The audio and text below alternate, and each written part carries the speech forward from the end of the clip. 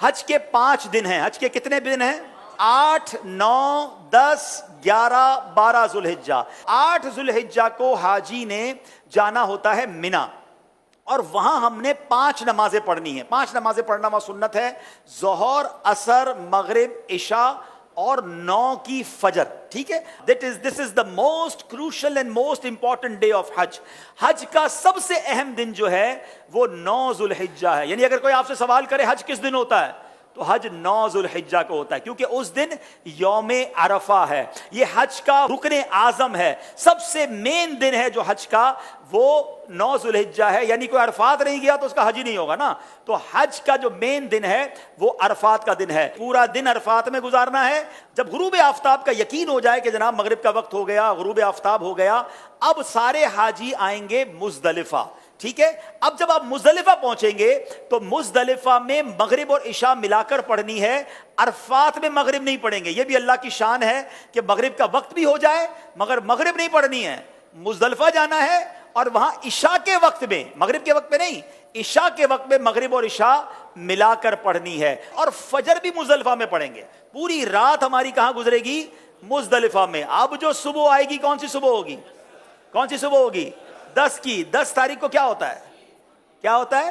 ہاں, ساری دنیا بقرعید مناتی ہے, مگر خدا کی قسم جو آج عید مناتا ہے نا, میلا کچیلا ہے, بال بکھرے ہوئے ہیں, مطلب نیند بھی نہیں ہوئی ہے, مگر خدا کی قسم وہ جو عید کا مزہ ہے, وہ جو تھکن کا مزہ ہے, وہ جو سرور ہے, وہ دنیا کی کسی اور چیز میں نہیں ہے. اللہ ہمیں ہر سال ایسی عید نصیب فرمائے. اب رات کو کنکریاں ڈھونڈ لینی ہے. اب 10 ذوالحجہ کو 3 کام کرنے, اس کی روٹین یاد کر لیں. 10 ذوالحجہ کا پہلا کام ہوگا شیطان کو کنکری مارنا. پہلا کام کیا ہے؟ شیطان کو, ایک ہی شیطان کو مارنا ہے, بڑے شیطان کو. ٹھیک ہے, بڑے شیطان کو 7 کنکریاں مارنی ہے. دوسرا کام, جیسے ہی کنکری مار لیں گے اس کے بعد قربانی کرنی ہے. ٹھیک ہے, کنکری مار کر آپ نے اپنے معلم کو, اپنے گروپ والوں کو, یا جو بھی لوگ آپ کی قربانی کا انتظام کر رہے ہیں ان کو بتانا ہے کہ میری قربانی کر دیں. جیسے ہی آپ کو کنفرمیشن ہو جائے کہ آپ کی حج کی قربانی ہو گئی ہے, اس سے پہلے نہیں, کنفرمیشن ہو جائے, اس کے بعد آپ نے سر کے بال اتار دینے ہیں, یا قصر کرانا ہے یا حلق کروانا ہے. اسلامی بہنوں نے تو قصر ہی کرنا ہے. اب آپ کا حج کا احرام اتر جائے گا. جیسے ہی سر کے بال اتارے, ساری پابندیاں ختم. خوشبو لگائیں, سلے ہوئے کپڑے پہنے, آرام کریں, موج کریں. صرف مرد و عورت کی پابندی ابھی باقی ہے, وہ طواف الزیارہ کرتے ہوئے وہ بھی ختم ہو جائے گی. تو آپ ریلیکس ہو جائیں. حج از ناٹ دیٹ ڈیفیکلٹ جتنا لوگ اس پر ہوا بنا لیتے ہیں. ایزی ہو جائیں. اب 10 ذوالحجہ کو, اب جب آپ نے سارے کام کر لیے تو افضل تو یہ ہے کہ 10 تاریخ کو ہی طواف الزیارہ کر لیا جائے. یاد رکھیے, حج کا دوسرا اہم فرض جو ہے وہ طواف الزیارہ ہے, جو کرنا لازم ہے. ٹھیک ہے نا.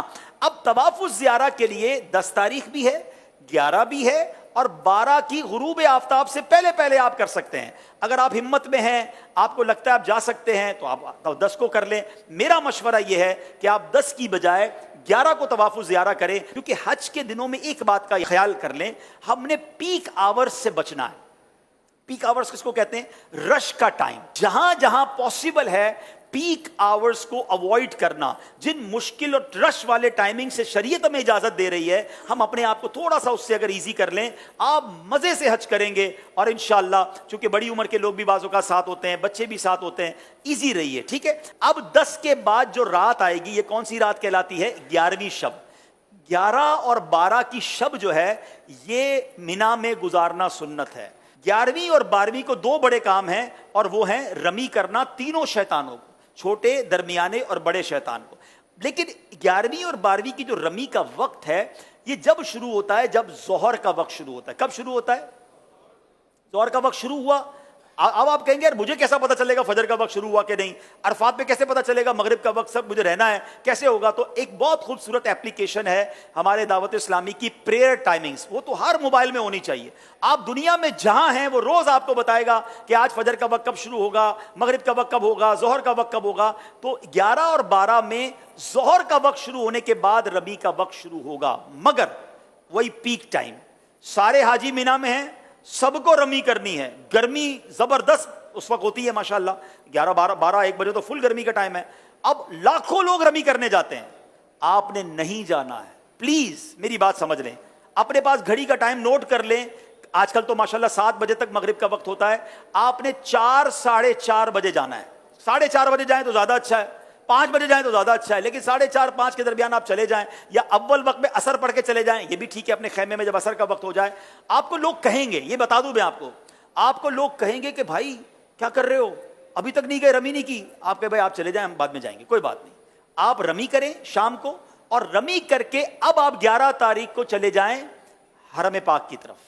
اب آپ نے طواف زیارہ کرنا تھا نا، اب آپ تگڑے ہیں، آرام بھی ہوا ہے، دوپہر تک تو آرام کیا ہے آپ نے، ٹھیک ہے، ایک بار اور غسل کر لیں، خوشبو لگائیں، ریڈی ہو جائیں، کپڑے پہنے، احرام بھی نہیں ہے.